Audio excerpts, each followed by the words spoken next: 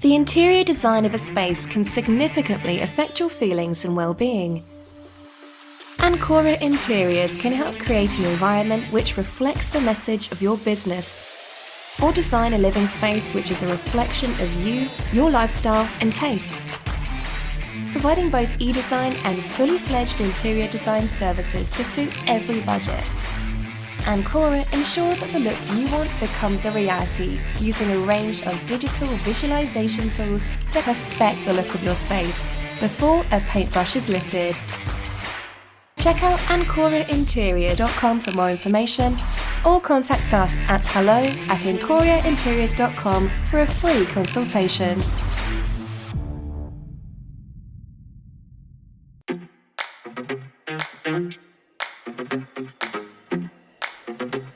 You're listening to Go Fish, exclusively on the Pod Station.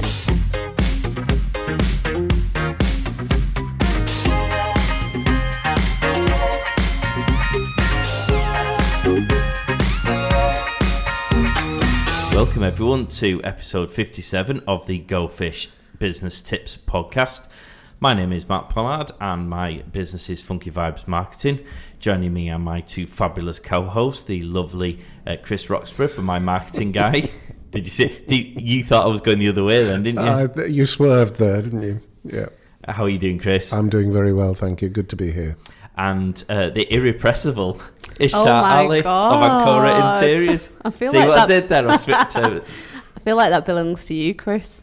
No, I referred to you as being ubiquitous on a post the other day. Oh yeah, I did. I'd have to Google that, to be honest. It's been a while since I've checked the thesaurus for stuff, but I was like, I can't remember what that means. I sent him a message saying get well soon. Yeah, I soon recovered. Obviously, if this is the first time of you listening to our episodes, I suppose we should explain what it is that we do, Mr. Roxburgh. We should. Ishtar. Nice, I like that. We are a business podcast and we're a group of 3 individuals who own their own businesses and talk all things business. How did we set up our businesses, the trials and tribulations of being a business owner, so that everybody that's listening in can kind of get in on the knowledge.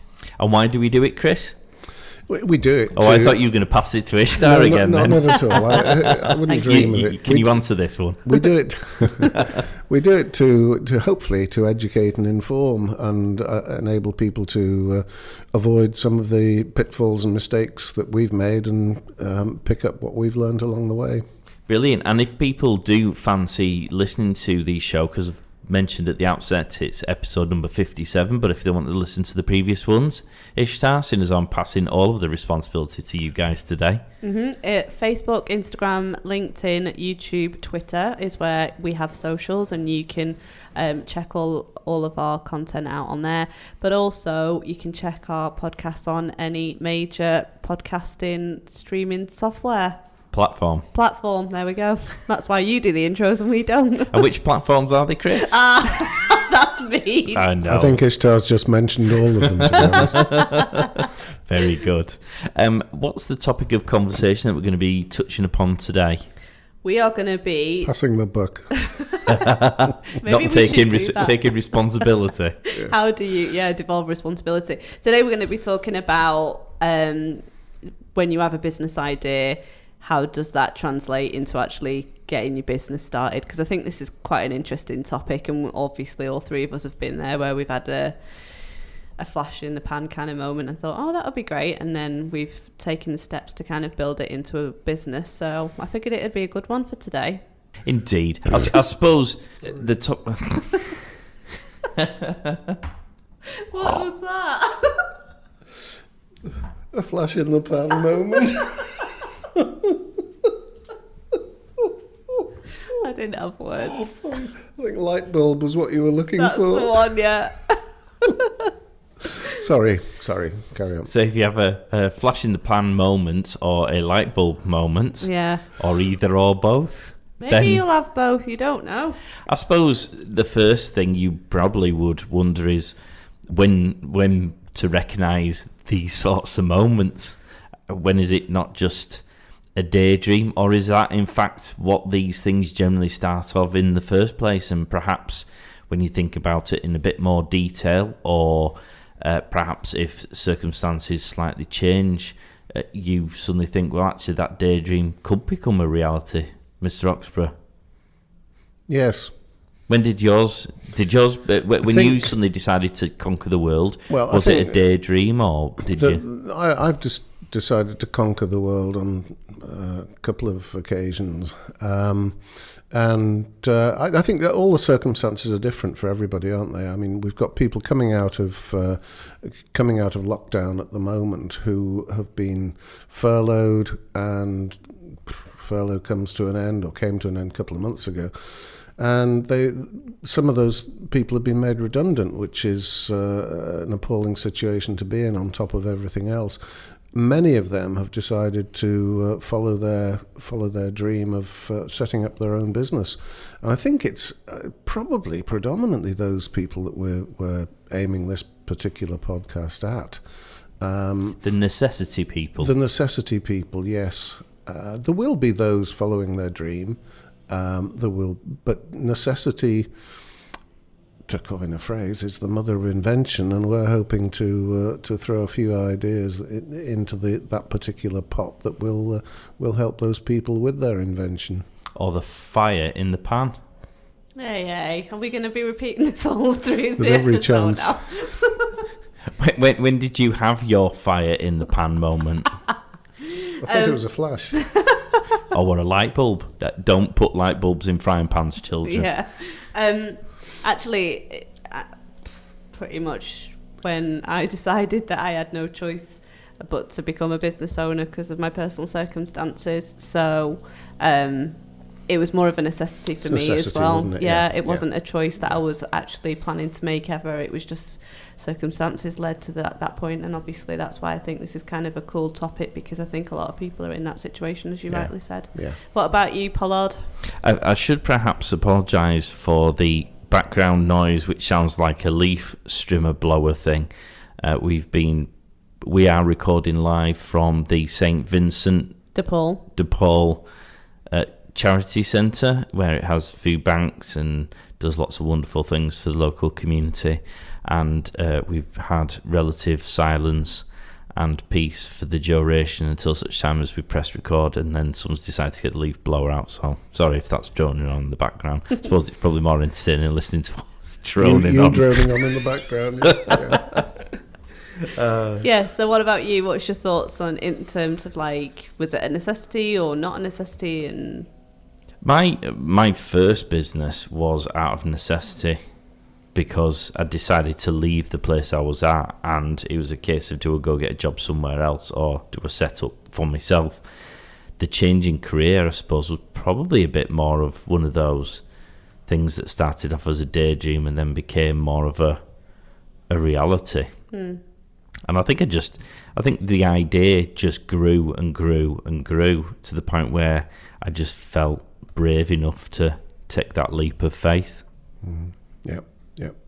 And that was essentially it. Well, that's cool that we've kind of all... Did you do it out of necessity too as well, Chris? Yeah. Necessity. That's interesting that all three of us kind of got to this point out of necessity. Okay, so then... I think quite often, I suppose, to touch upon that, the necessity element of it, is that not because people are sometimes, and I'm talking about myself perhaps to that degree, aren't quite brave enough to take the step that they probably could do, and it's the necessity that sort of forces you off the precipice, so to speak, and only when you go off the edge of the precipice do you realise it wasn't that big a fall in the first place, and you could have done it earlier, you just kept on kicking the can down the road. It's probably true of a lot of people, yes. Yeah.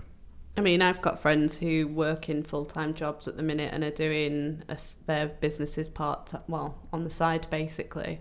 So they're kind of building up on the basis that it's not as a necessity, it's a bit of a dream, and that's what the direction that they want to go down, but it's in a safe way that they're doing it. So I do think there are ways around it that, make it less scary than probably the ways that we've done it.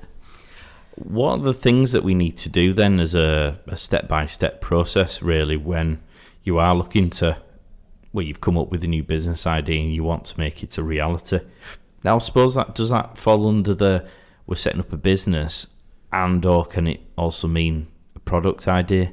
Because it might not be, or essentially does that become one and the same because the product is a business? Yeah. I think the first thing you've got to do is, before you think about anything else, is some research. Is what I'm thinking about, is there a demand for it? How's the market? Is it very crowded? Where will I fit in? What are the price points? Well, absolutely. They're all a big consideration at the beginning. I mean, you're the closest to it than the three of us, aren't you? Because yours is only just Mine's 2 years. Still a little baby, yeah. Yeah. So your recollections of what went through your mind at that stage as to what you were to set up and how and what the market was like. Yeah. Did you do that research firstly? I'm a spreadsheet lover, mate. Did you do a business suspicion plan? You I might. did. 52 pages. Really, your business plan? Yeah, Wow. it's very thorough. Did I do one for Core Interiors? No chance. I was like scarred by the 52 pages that I did the first time. But I did do a massive amount of research at the beginning, and just to find out what would be my USP was the basic thing, because when I set up my building business, I was obviously aware that there's tons of builders everywhere, much more established than me. I'm a new player on the market. How do I demonstrate that I'm different or give something unique? And that the female element of my business was therefore my USP, and I played on that massively. Yeah, that's got to be pretty unique for a building company, hasn't it? And then, like, we've had this discussion in our pricing pod as well, in terms of where do you price when you're a brand new business. I started off quite low in terms of my pricing, and then have suddenly found feats, during the course of, my business running. So, yeah, the research in terms of understanding what people were paying. I actually even asked people to come and quote me for the work that I was planning to do. Right. To get an idea of what people's price points were, or get friends to tell me what they'd been quoted for certain pieces of work too. Yeah. But research is like the best thing to do in terms of starting out. It's essential. Absolutely essential, yeah. I mean, not to blow my own trumpet, but when I first did my first business plan, mine was much the same as yours, and the bank asked if they could use it as an example one to give to people, and they can just say, I mean, my spreadsheet was like something NASA would produce, trying to determine all the different variables of the different work types and all the price. Yeah, I was quite pleased. It did take me months to do, which, with hindsight, I could have simplified it, not spent those months, and probably got going a bit sooner. But I think that's a good point. We don't want to scare people off and overcomplicate things, because you need to be detailed, but it doesn't need to take a long time. It doesn't need to be overcomplicated. Setting up a business is basically a simple operation, isn't it? Yeah, you need to know what your competitors are, how much money might you make, is there a demand for it in the world, how are you going to do it, what money you need to do it, and then have some basic touch points to remind yourself, because it's easy to get distracted and led down different paths once you get going, and someone goes, I've got this great idea, do you fancy getting in on it? And people often don't ask themselves those original questions of, will this enable me to achieve the things in my business plan? And if the answer is no, is it the right time for doing it? If the answer is yes, then maybe you just go ahead. Yeah. And there are organisations out there that help small, brand new businesses actually do a business plan, and they're not long documents at all, and the people will actually talk you through putting that document together. Yes. So it's not like you have to do it on your own or whatever. There are organisations that do help you, and I'll tag them into a post actually, because I know a few that can help. Excellent, you besties. Mm-hmm. Yeah. Okay, so we've done the boring bit. Ugh. Yeah. All the research and the documents. And is this a viable business idea or not? Can it or not can it? What do you do next? What would you do next? What I would do next, and it might not be everybody because we're all different, I would decide how much money I needed to to make out of the business that year, to earn out of the business that year, and then work that backwards to decide how many clients that represents, and then you go. I'm saying you. Then I went to the stage where, okay, I need X number of clients. Where am I going to get them? How am I going to get them? And that's a whole different conversation, isn't it? It is indeed. I think that's an excellent one. I suppose I would potentially argue that goes inside the business plan aspect of things. Yeah. It sounds silly, but you mentioned it in the green room before we pressed record about just coming up with a company name, which sounds silly, but it takes forever. it takes forever, and B, when you start, for example, you've just mentioned going to these organisations that will help you put your business plan together. The first thing they always say is, what's your business called? And you don't half feel like a plum when you go, I've got a name for it yet. So it does actually help to have a name. I do feel that makes it real, more tangible, doesn't it? So how did you guys come up with your names? I want to hear the backstory, because this is so interesting when I hear how people come up with their company names. Go on, Chris. I wanted the marketing man. The marketing man was taken, so I put my marketing man. That had gone. And when I say it had gone, I don't mean as a company name, although that was true as well. But I was doing this in tandem with domain name availability, which is highly, highly important. Correct. And I ended up with my marketing guy. Guy is not a word that I, over many years, have used an awful lot. So I wasn't terribly comfortable with it initially. I am now, obviously. It's 10 years ago. But my marketing guy, and then people were, when I went public with that, people were saying, what a great name. Where did you get that? And how did you think of that? And I said, well, actually, it was a process of elimination and necessity. Yes, I wanted to achieve a certain image for because people talk about our marketing fella or my marketing guy or the marketing man we use. Right. So I wanted to be part of that conversation. Oh, I love that. Really. With 22 million UK users, LinkedIn offers a fabulous opportunity to find your ideal clients and to stay ahead of your competition. But what do these future clients currently find when they visit your profile? First impressions count. So, are you proud of your fantastic profile because it is client ready and written with them in mind? Or do you look at it and wonder how you could do better because you are not generating leads? My Marketing Guy works with those who want to take advantage of the amazing potential offered by LinkedIn. So, for more details, please email guy@mymarketingguy.co.uk to arrange an initial consultation. Remember, your next client is on LinkedIn. What about you? No, you go first, Pollard. Which one though? Because I've got a million names I've had to come with. Funky. The Vantage Law one came up because of an Aston Martin Vantage cut me up on the motor. I must have been for about 2 weeks before. I've been looking at everything, trying to work into a name because I was determined that the law firm would not have my name in the title because I hate those old schooly type names. So I've been looking at lampposts and going lamppost law, lamppost legal, anything pigeon. You did it because it's really hard work. And eventually I was driving back over to Leeds to see the folks, and an Aston Martin cut me up on the motorway. And A, it attracted my attention because I thought, what an arse. And then B, I thought I'd really like an Aston Martin Vantage. But then I thought, well, Vantage is quite a cool word. So that's where that came from. Okay. Funky Vibes, I was listening to some funky music, trying to come up with a name. And that's how I did it. No. I put me funky dance playlist on, and I was sort of dancing around trying to come up with some names on the computer. And I was like, yeah, do you know, that'll do. Did you video that by any chance? What, the dancing? Yeah. No, I'm afraid not, people. Sorry about that. The drone, Squadrone. I wanted drone in the title, so Squadrone Media. I came up with a couple. It was like the Drone Age. Welcome to the Drone Age. Yeah. But that was too wordy, so I thought that'd be better as a title underneath. Yeah. So I looked for every variations of drone, but a lot of them are gone.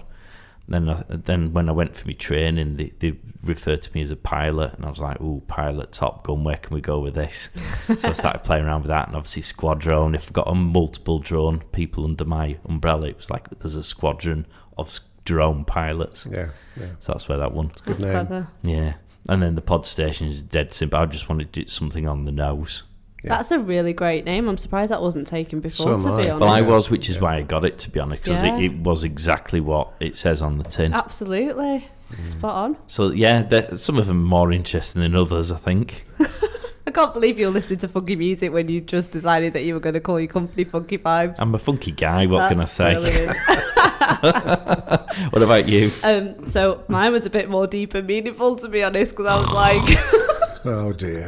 Here we go. Do we need to get Yeah. comfortable, Chris? Yeah, well, I'm settling down. Yeah. I wanted a company name that, well, so I do a bit of property investment, the renovate stuff, building stuff, and then the interior stuff. So I wanted a name that kind of encapsulated everything and anything to do with home and how you feel when you're at home. And so I was Googling words, and then I decided that actually it might be nice to not have an English word and actually look at other languages that kind of give off what's home means to me. So I looked at Latin words, and I found Very bourgeois. ancora, which Very means impressed. in Latin hope, refuge and support, which for me epitomizes what a home should be like. It's a place of refuge, it's a place of hope, because you build foundations and dreams from there. So I was like, oh, that's all warm and fuzzy. People probably never ask me about that, they just take it on face value, but I know deep down that that's why I came up with that name and nobody else has got it. So I've no doubt you'll have some Latin scholars on your client You list never in know. due course Yeah, at that'll some point. know exactly what you're talking about. but yeah, I suppose that you touched upon it earlier, Chris. There is an importance to coming up with these names, because you can come up with the world's greatest name, but if the domain name for it isn't available, it's a waste of time. I If came it's- up with Apple. Yeah. Is it gone? but You not could have only gone for orange, I'm sure. But not only domain, if you're setting up as a limited company, you need to check Companies House as well, don't you? You do. Yes, you do. You also, in all seriousness, you also need to do a search on Google, do a search on all the social media Trademarks. platforms, on the trademarks, because people might not have a registered company. But they They might not have trademarked even got the domain name, but if they're already set up, you are then tiptoeing into people's IP Correct. domains Territory. and territory. And if at the end of the day you spend all your money getting everything looking all sexy and fine because you came to Funky Vibes, and then you get a letter from a cease and desist from a law firm saying stop doing this because we already got it, then Gutted. you've got to reverse and redo everything. Yeah. It's just not worth it. So yeah, And it does happen. it absolutely does happen. I have had to send letters on behalf of clients for just such a reason. Can I say that actually most central libraries offer an IP clinic for free, that you can go and ask them questions about anything to do with IP and trademarks and stuff, and they'll advise you on how to get information for that kind of stuff to check. They'll sit and talk to you Good for to free. know. Yeah. That is good to know. You can do checks on most of the main, so you can do checks on the web check, which is the Companies House one. So you can check on the government site for the patents and trademarks. Yes. Where else can you go? You can usually go onto any of the domain account sites, and you can do a search, and it'll tell you whether these domains are available or not. And also, if you're using a company formation company to set up your company, they can do it on your behalf too. Yeah. Yes, that's true. Yeah. So definitely do that. I suppose while we're talking about IP, if it's a product or a particularly unique idea, you do need to look at getting your IP patents all boxed off. It sounds very boring and mundane and potentially expensive, and sometimes it is, but if you've come up with the next Dyson vacuum cleaner, and if they'd like to be a sponsor of the show, it's gofish@thepodstation.co.uk. But if you have come up with the next Dyson and you don't make sure that you've got a patent for that, and then you open it up to the market, Yeah. I can guarantee that someone will come along, take the idea and make it their own. And there are some areas on this planet who do that without any care for the fact that you have a patent. So if you don't have a patent, it can be a lot worse. And then shipped halfway across the world. Yeah. Yeah. So definitely do that. And to that end, you need to speak to IP lawyers, intellectual property lawyers for that. And it can be an initial conversation, A, to see whether it's worth doing, B, to see how much it might cost and see what the process entails. But at least if you find out the information, you're armed, aren't you, with it? What I might do actually, just while we're talking about this, because there are going to be like really important nuggets that come out of this, I'll probably just put a checklist on social media of some of the key things that we're kind of going through, because I think things like trademarks and IPs are not necessarily things that everybody will tell you about, but they are hugely important. So I will add that. And they're not something that every company will need, in fairness, either. But, but some companies will do it, yeah. Well, there's a lot of red tape stuff we need to look at as well, isn't there? Yeah. So we've got, you mentioned before, ICO. Yeah. Do you want to explain what the ICO is in case people are going, It's the Information Commissioner's Office. It's a legal requirement to be registered with the Information Commissioner's Office for every company, whether they're sole traders or limited companies and everything in between. It's not expensive, but it could be expensive if you don't do it. So I think £40, is it, Mark? Yeah, usually for a small startup. Yeah. So I highly recommend just Google ICO or Information Commissioner's Office. It'll take you to the registration area. Other legal requirements is insurance. There's so many people who I know who overlook this as a startup business. Absolutely. Some who produce products which absolutely should undeniably have insurance before you even start. If you're, say, doing food, if someone with a nut allergy and you forget to put some nut information on the label and they end up dying. Game over. I mean, well, it's game over and bankruptcy for you if they decide to go after you, and that's sort of why you need insurance in place for those sorts of things. That's so true, actually, because it's one of those things that you don't know what you don't know. So just speaking to an insurance broker and explaining what type of business you are, they will then be able to best say these are the type of insurances that you will need. So definitely, I didn't know anything about what the hell an insurance broker was before I set up my business, but there are tons of really great insurance brokers out there that deal with stuff like this. If one would like to be a sponsor of the show, go. Don't just rely on online services. I think because I did make that mistake of just having a look online of what business insurances you might need. Actually, speak to a human being and get tailor-made, advice on what's relevant for your business is what I would recommend. At its most basic, you've got to have public liability and professional indemnity. That's the one. Thank you, Ishtar. No it's problem. Easy for you to say, Chris. I was struggling with those words. Yeah, depending on your business, those are generally for professionals, yeah. And there may be more regulatory ones as well, solicitors, accountants, builders, surveyors. There may be sort of authorised bodies who you need to affiliate with as well. And also if you are, having people work for you either as third parties, subcontractors or employees, there are additional insurances that are required from them in order to satisfy your insurance needs. So all of those kind of considerations also need to be made. Yeah, totally. I mean, for my drone business, there's quite a lot of red tape stuff. So we need a license, a drone pilot license, but we also need to be registered with the Civil Aviation Authority. We need specialist drone insurance in case it decides to drop out the sky and land on somebody's head. DBS checks, so that if I'm filming anywhere where there might be kiddie winkies, I can produce stuff that shows that I'm not a risk to people. That's the most diplomatic way I could put it.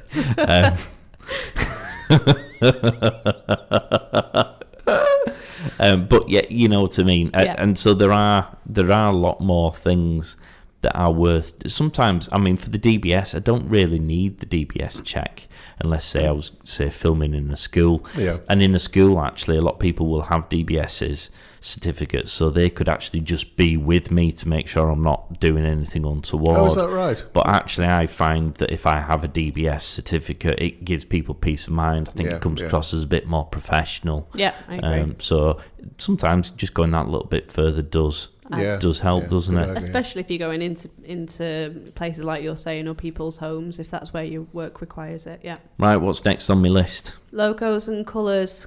Oh yeah, baby. I think this is an important one Funky vibes. because this basically is the crux of everything that goes after, isn't it? In terms of how your company is perceived and your branding, which is your guys' forte. If you're not naturally creative, you do need to take the advice of a branding specialist.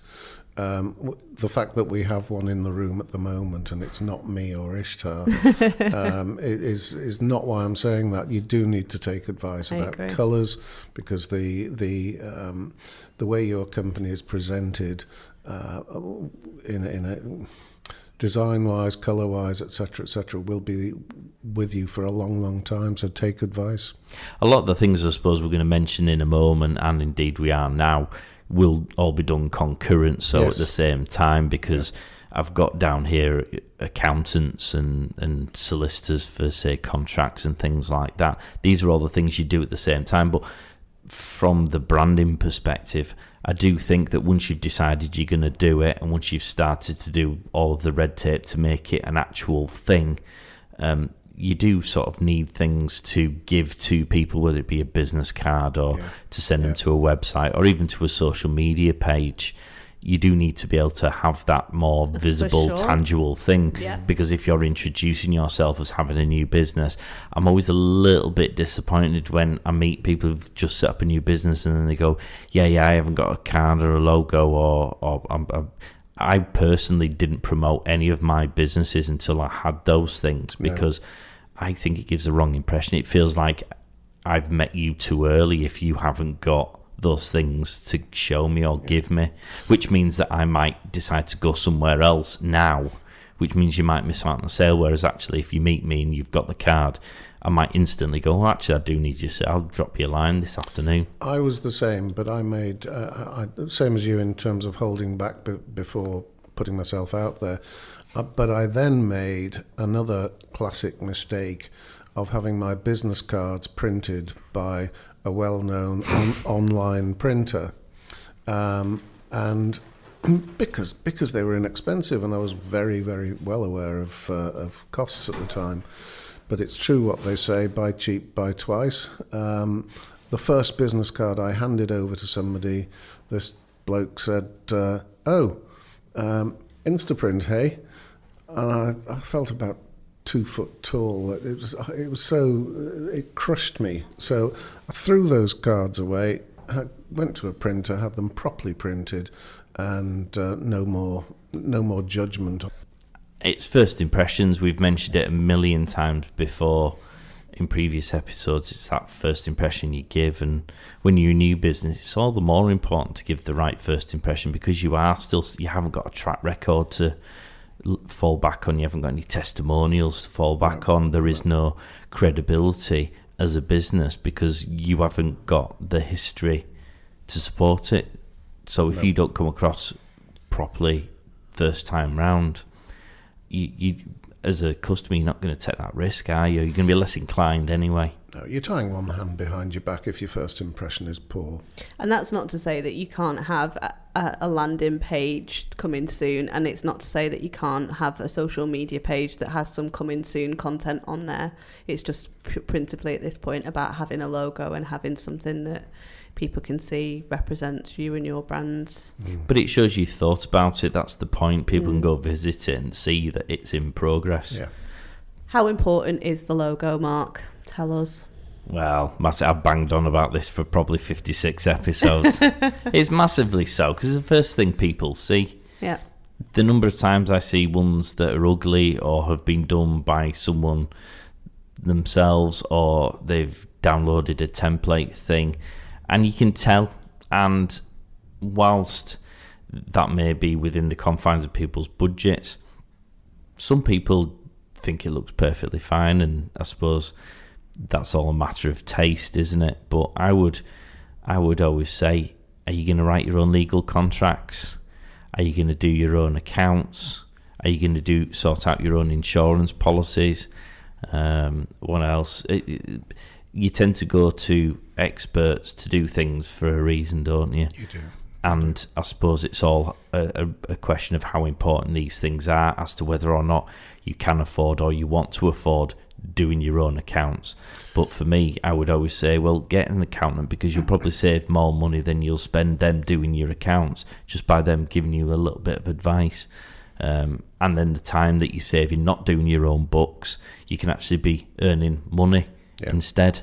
But as always, some people choose to DIY it, and I think for me that's a bit risky when it comes to your brand. I think we've got to be aware, because we've all been through it, of the financial nervousness when you're setting your business up, and you do end up cutting corners, even if you never set out to. Financially, I certainly I do my own books. I got a bookkeeper, but I felt I'd lost a bit of control and knowledge of what was going on, so I decided, no, I'll do it myself. So there are decisions to be made. And if we can cut across you there, Chris, how long have you been in business and been your own boss when you decided to do that? And I don't mean just for my marketing guy, I mean just generally. Oh, well, more years than I care to admit. Mark. So it's not you're not an inexperienced person who hasn't spent countless hours sitting with accountants discussing the ins and outs of things. And I suppose that's if you've got the skill sets and the knowledge. So I'd be quite happy doing a lot of the checks for the legal aspects of my businesses, given what I used to do for a living. But actually, if I could afford to outsource it, I'd rather do it because of the time and the lack of inclination. But if I had to do it, I would do it. But that's because I know I've got the skill set to do it to a competent level. But if I didn't have my background, I wouldn't be doing it, because there's too many things can go wrong. I'd always get an accountant to do the end of year trial balance returns, call them what you will. They call them all sorts of things, and file them with HMRC, because I do believe that having an accountant at that stage is absolutely vital, regardless of what you think you can do. They will save you money, probably the amount of money you pay them. Definitely. What about you, Ish? What would you do next on the list? Websites. I like the fact you keep coming back to my services. Only because sequentially I think that's what I did, websites and social media. So once I'd set up my company and bought my domain, I didn't know you then, Mark, to be fair, just to put it out there, which is why I didn't use Funky Vibes. I did my own website. And we'll fix that, don't worry, people. And did my own social media, and that was important because I wanted to put some content coming soon, or start putting content on there, so that when I was speaking to people, that they could see a bit more about at least the services that I was offering. So that was kind of important. And I didn't have obviously before and after pictures on my website at the beginning, so it was more about storytelling about who we were as a company and what we did and how we were different.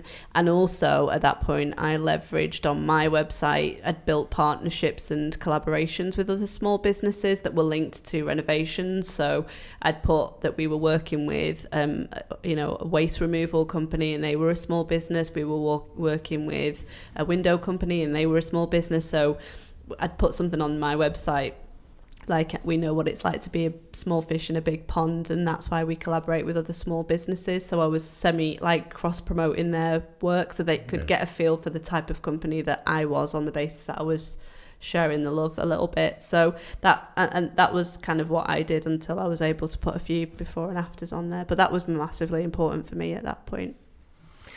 What about you, Mr. Rox? Because I think perhaps the website and the social media brings it more into the genre of our wheelhouse of marketing as a whole, really, isn't it? Yeah. If you're setting up a business, you need customers. Yep, I felt totally confident building my own website. I spent about a week on WordPress to put together about half a page. not very professionally either. Gave it to somebody who knew what they were doing, and they had it done in a couple of days. Yes, it cost me money, but how much had it already cost me in my own time and frustration and personal stress by trying to do it. Don't try to do something yourself that you really don't have any idea about.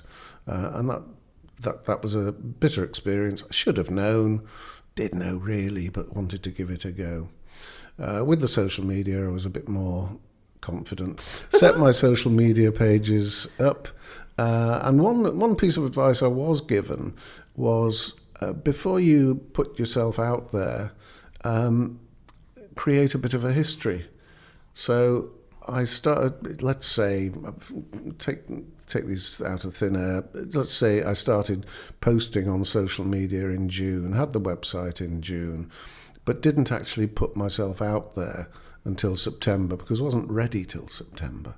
I already had, when I was handing these business cards over and going to meet people at networking dues, etc., I had 3 months history. It was false history because, well, it wasn't false. They were posts. They were genuine posts, but nothing mentioned any clients or just how-tos and inform, educate, and those sorts of posts. So that was a piece of good information that I was given. Create a history before you actually launch, and that's I've passed that advice on to others since then too. Yeah, very much. The brain processes nearly 10,000 visual and oral cues per minute. As first impressions stick, make the customers see your business in the right way. Funky Vibes can ensure your vibes attract the right tribe with their marketing expertise, graphic design, bespoke websites, and social media packages. For more information or a no-commitment initial consultation, simply email your tribe at funkyvibe.co.uk. The other thing I'd probably tie in with the whole marketing aspect is the business resource support that you might find. We've mentioned networking a couple of weeks ago, didn't we, in an episode? We did. We've done networking before in a previous episode. We have. You mentioned earlier about organisations who provide support. They will perhaps help you to identify other services that you need that you didn't realise, because you don't know what you don't know. No. And when you then do need these things, you might then start to have a network of people who you can use for those. And I think when you first set out, and I think it's worth joining networking groups before you even start a business. There's been plenty of people I've seen over the years who've come to events I've been at who have been, well, I haven't actually set up a business yet, but I've got an idea and I'm just dipping my toe in the water.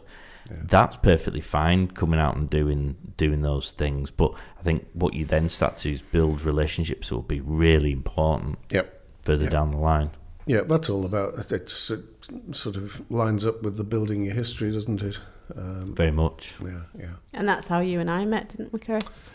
It was indeed, yes. Through free business resources. You were referred by a... well, you tell the story. No, you tell it. No, please. Do you want me to tell it? I don't know it, but I'll have a go.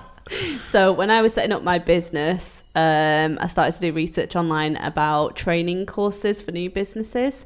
And that's how I got connected to One Manchester and the lovely Wayne Wilson, who we both know and love. And basically Chris was providing LinkedIn training and Facebook training and marketing training in general, weren't you, for small businesses. So I rocked up to one of Chris's events. I rocked up to one of Chris's events, was like amazed. I did fall in love with you immediately, I'm not going to lie, Chris. I was like, oh my God, everything. That's just a natural reaction when you meet Mr. Oxford. But he was actually one, and I said this to him because I left him a review after the first training. I was like, he just blew my socks off because everything that he said I immediately could apply, and it was so beneficial right from day one. And I know you were saying that not everybody did that, but obviously you got to me at that point. I was like, oh, I'm coming to every training now. Yeah, you became a bit of a groupie, didn't you? Yeah, I did. Yeah. I feel there needs to be some romantic music played over this section. But it's so great because then Chris has introduced me to so many people, as has Wayne. And so really, like, those smaller organisations, even the women's organisation with my good friend Jermaine, I always like to give her a plug. They are organisations and business resources that are free, that people just do not know about. So, research the hell out of things like this. And again, we'll post links. Well, you were very good, because you had this thirst for knowledge, which not every new business owner has, or would-be business owner has. You had this thirst for knowledge, and when lockdown came around, because that was after you'd done the attending at all these things, we introduced you to some online networking groups as well, didn't we? You did, yeah. And I think but you had to do it. It had to come from you, because it's the old take a horse to water, but you can't make it drink. Yeah. And you drank everything that was there. Because I like to be prepared. See beginning of this show and business plan. Yeah, exactly. Yes. Yeah. Okay, now I'm from Yorkshire, so perhaps this is the topic that's very close to my heart. How do you save money when you're setting up? Should you be trying to save money when you're setting up? Are we talking about saving money in order to start the process, or are we trying to talk about how do we reduce some of the setup costs to make your budget go a bit further? Yeah, I mean, everybody has financial setup costs, don't they? So, the cost, Company's House, if you're setting up a limited company, is minimal, but like the cost of accounting, the cost of legal, the cost of marketing, all of these kind of things. So it's about really making that list, which we will put online in terms of your to-do list. But what can you do yourself? Who do you know in your network of people that might be able to do things at a bit of a reduced cost, or a quid pro quo type of thing? You scratch my back, I scratch yours type of thing. And just generally attend, or to be able to attend training like I did with Chris, and just learn how to do things for yourself until you are maybe 6 months in and can then afford to do I suppose this comes back to the necessity daydream question, doesn't it?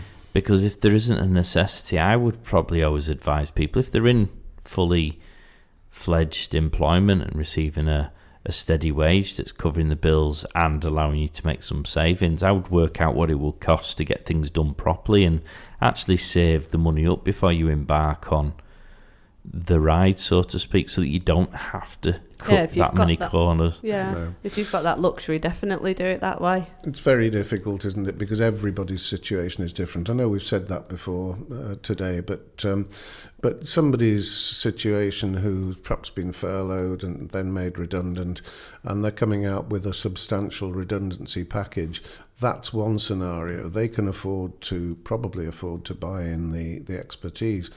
But you might have somebody who hasn't been with the company all that long, and they're coming out and they haven't got two pennies to rub together, so they need to watch every single outgoing that they have to make, and that's where you need to. They would need to call in the odd favour here and there, and dare I say it, do it a little bit on the cheap until they've got a couple of clients and they can afford to push the boat out a bit more. Very much. I think if you can afford to do it properly, you should try. Yes. So if you're in employment, don't rush. 2 bits at a time. There's nothing wrong with getting it registered with Company's House and getting all your branding designed and getting all your red tape sorted whilst you're still employed, and then only really start pushing the business once you've decided you're ready to step out from under that shadow, or like say if you've had a lump sum payoff and you've got the cash to do it, then perhaps do that. But I know the reality is some people find themselves in a situation where they have to budget because they don't have any other option, and I understand that. But if you can avoid that, I would always recommend doing it, because it's better getting experts to do the things rather than you having to figure it out yourself, because you'll get a better finished product, you'll get there a lot quicker, and it'll look a lot better. Yeah. And as was the case with my website, you might have to spend the money anyway. Exactly. Yeah, but you just don't realise it. No. So have we got any other things that people should bear in mind when you've had a genius idea? Time requirements in general when you're setting up a business, Time management. Yeah, and how much time do you have to allocate per day to actually get this thing off the ground? It's a lot. Yes, it is. You'll be working every day under the sun just to try and, because you're building a presence online or in the market from zero, and that is time consuming. Well, you're trying to get everything done as quickly as possible because it's costing you money until it's up and running. Yeah. You're quite happy to do those 14-hour, 15-hour days and work weekends to try and get all the things in place so you can actually start earning some money. Yeah. And then even then, when you start earning some money, you're going to want to try and turn the jobs around as quickly as possible so you can get paid. Yeah. So you can get your cash flow ticking over. Yep. Well, I think at this stage, we need to start referring people to previous podcasts, don't we, where we've done startup marketing podcast, and we've done price points, we've done those business plans. Did we do business plans? We did definitely do marketing plans. We did marketing plans, yes. And knowing your customer, so important, especially in the early stages, because you can waste an awful lot of time if you don't actually know who your customer is. Yeah. And that might sound a statement of the obvious, but so many people don't. I think it's just important to make sure that whoever you're living with or not living with, you've got a support mechanism around you, be it your family or your spouse or partner or whatever, that understands that there are going to be specific time requirements and that you're going to need that support from them, because it is just going to be a stressful period for short or long period of time, depending on how long it takes to get you off your feet. But be prepared. We'd love to hear your stories, though. Yeah, defo. Oh, yeah. Send us an email, gofish@thepodstation.co.uk, or direct messages on any of the social medias, so Facebook, Instagram, Twitter and LinkedIn. We'd love to hear your thoughts. Have we missed anything? How did you get on? At what point did you decide to turn that idea into a reality? All of those things we are massively interested in. Yeah, we need some engagement as well. That would be cool. I suppose the other thing we want to mention, it kind of ties in for what we're doing the day after we're recording this. So we're going to be at another business fair as business mentors. Yeah. They're quite a handy thing to have if you're just starting out. Do you want to explain what a business mentor is? Well, look, I had a business advisor. You've had one. I've had a business advisor. It was Wayne. Benefits of Wayne. Oh God, I feel like I'd be lost without him. I would have been lost without him, because he was such a good font of knowledge about everything and anything. He was basically my sanity check person to say, this is where I'm up to, this is what I've done, have I missed anything? Do you know anybody that can help me with this? Because I'm struggling with this. And he was just that calm in the middle of a storm, because I didn't know any other business owners at that time. It was basically just him providing that support, which by the way was for free. So yeah, they're amazing just to keep you kind of calm and anchored at the beginning and just offer that guidance. Yeah, I think those sorts of organisations are absolutely vital for the startup company. The way you were. Yeah. Ongoing business mentors, they act as your conscience, really, don't you? Don't they? Yeah. You don't want me as your conscience. Have you? I've got a weakness, and it's probably following up sales leads, following up inquiries. And if I had somebody to give me a ring every Tuesday morning and say, "Have you done X, Y, Z?" Now this isn't a typical mentor, but a mentor is different things to different people. And for me, it's being the conscience, making me think, "Oh God, so and so is going to ring on Tuesday. I better get that done." Because if there's nobody asking you the awkward questions, then you just plough your own furrow, don't you? And you end up procrastinating. And we've done an episode of procrastinating in our solopreneur episode, which was the previous one. Yep. We discuss all these things because it can be very lonely as a startup and a business owner, and having someone to just give you a gentle nudge or a pat on the back or a big hug when you need it. Yeah. Can mean the world, can't it? Yeah. But it's also people looking at your business with an external pair of eyes that has got to know you and your business over a period of time, and then just can sanity check things with a fresh vantage point. So I've come across 2 other ones that I've been working with since I started, and they've been great because they've just got such different perspectives on how I can handle things and move my business forward in a short period of time. So I would definitely recommend them in some shape or form. Yeah. Fantastic. Have we done that? No. Oh. Getting your first job. Okay. That is really important, isn't it? I'd probably say so. So how do you get your first job when you're setting up? So you've done all that stuff that we've talked about. Now you've got to go out for work. How do you go and do it, Mark Pollard? Well, this comes down to your marketing and your networking, doesn't it? I would have said the things we've already discussed. That's where you're going to be. When you become... Typically, yes. When you become your first business, you want to tap into every single contact you've possibly got. Friends, family, business contacts, business associates, business friends, any human being on the face of the earth who might be able to get you into a good referral partner, someone who can send you lots of work very easily or can place an order with you straight away. Sometimes the friends and family might even be a good opportunity to do your test cases. So going back to creating the history that you mentioned, Chris, sometimes doing freebie jobs for friends and family where you've got the comfort attached to the fact that you can do it, and they know that you might be kicking the tires slightly. They know it might take slightly longer, but they're okay with that because they trust you as a person. But you can then take pictures, you can promote the hell out of it. Those sorts of things are quite useful, and actually you might get work off the back of that free stuff. Did you do it that way? I have done.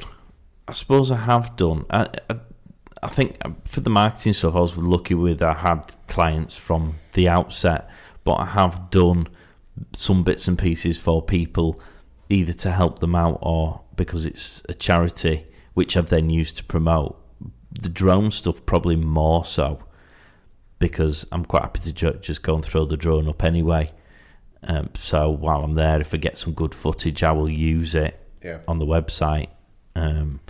So yeah, I have done stuff for free. I suppose a lot of these podcasts that we do are free. So we have the Business Spotlight, the Podstation launched the Business Spotlight, which is one which sort of helps businesses promote themselves. That's a bit of a come on a podcast, see how it works, and do you think that might be useful for your business? And if so, here's some packages that you can pay for. Visit thepodstation.co.uk. I have done. I will continue to do. Yeah. But yeah, you just want to shake every tree you can go and hear, don't you? Yeah, without question. I did that for my building business. I did a couple of jobs for free for friends and family so that I could also test out my process with them, knowing it was a safe environment, that if I did mess up, which I didn't, by the way, then I was okay. And I used before and afters, and that absolutely kick-started my business because I was able to find people who were just willing, even if it was a small job, we took it. If it was a small tiling job, I took it just to say that we'd done it. And slowly, and now I don't do any marketing at all, and I get people contacting us. But the other way that I was then promoting getting my first job was just taking that one project that I'd done for a family member and posting the hell out of it on Facebook and posting it everywhere that I could to say, look what we've done, because actually it was a mint project. So it worked. So that's how I would recommend that you get your first job. Fantastic. And of course, social media, Chris. Social media, Mark. It's a great way of getting that business. Get the message out there using social media. Bring the clients in using social media. Further information available from Guy at mymarketingguy.co.uk. 2 G's in the middle of My Marketing Guy. Thank you very much. We are commercial whores, aren't we? You two are. And we do it fully and freely and openly, don't we, Chris? Well, all these hints and tips that we've done for 57 episodes have, as you've just touched upon, have all been given freely, and so the odd self-promotion won't be begrudged, I don't think. I don't think so. No. We're not too bad, are we? No. Do you want to mention your website, since me and Chris have done it? AncoraInteriors.com for all your interior design needs. Can we talk about reviews as well, just quickly? Because I think that's also important when you're, starting out. You've got like that one or two project that you might have done for friends and family. Get on Facebook reviews or get on Google reviews and start to build something that people can see what the feedback was. So I used Facebook massively for my Renovate business, but I'm using Google reviews for this business, and I just think it's really important where you get an opportunity to give feedback to another small business. Absolutely do it, because we've done a podcast about reviews already, but if you get a chance to ask somebody to do a review for you, also take the opportunity, because it is massively important. I'm going to do a review for a locksmith I used yesterday. He came out in an emergency at an hour's notice. He spent an hour with us and did a fantastic job, and he went above and beyond the call of duty. So that's the sort of thing. If you get service like that, as Ishtar so rightly says, it's helpful to other people who are looking for, in my case, that locksmith. It's helpful to him. It's helpful to his future customers to know that there are people out there who really appreciate the work that he's done. Yeah. So if you can get any reviews on your Facebook, LinkedIn, Google, all those and more, then don't be shy in asking for them. But hopefully they'll come voluntarily, because those are the best ones. Absolutely.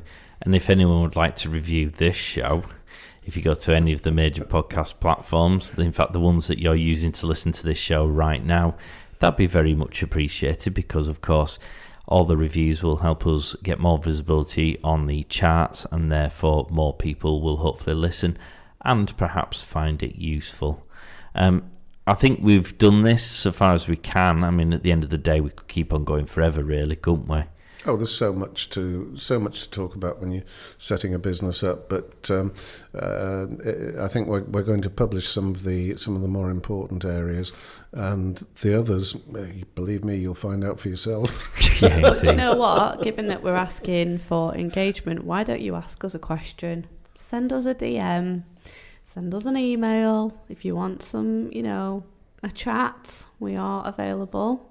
Well, you can chat to Ishtar. Me and Chris are not very chatty. I'll have a chat. I don't mind having a chat. Yeah, speak to the introvert of the group. But like the kindness of other human beings and small businesses, when you are starting out, you'll recognise pretty quickly, because every small business goes through this process and has the pains and the happy moments that you will go through. So we're always willing, well, at least me at this point, to share information and knowledge to help you. Sure. Yeah. So just reach out to us. We'd love to hear from you. Absolutely. So, Chris, Ishtar, thank you very much. I thoroughly enjoyed that. Thank you, Mark. Thank you. Hopefully you guys have found it useful. You know where you can find us, because we have slavelessly promoted ourselves throughout the course of the show. Go and visit our new website, which will be live at the point of this recording. It's gofishpodcast.com. How exciting. It'll be live by then. Yes, indeed. Good. So go and check that out. I just created a rod for my own back there, but there we go. Go check us out on social media and say hello. Thank you very much for listening. We hope you found it useful and have enjoyed it, and we'll catch you next time. See you later.